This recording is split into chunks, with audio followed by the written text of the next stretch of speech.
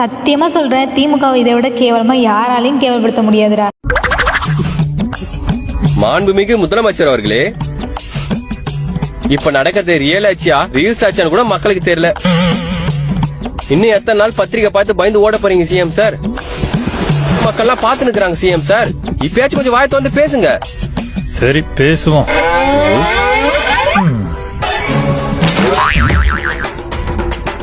எங்க போனவனுங்களா என்ன பேச சொல்லிட்டு?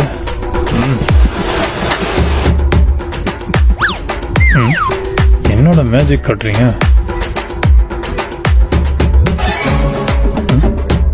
என்ன பேச விட்டு ஓடிடுறானுங்க.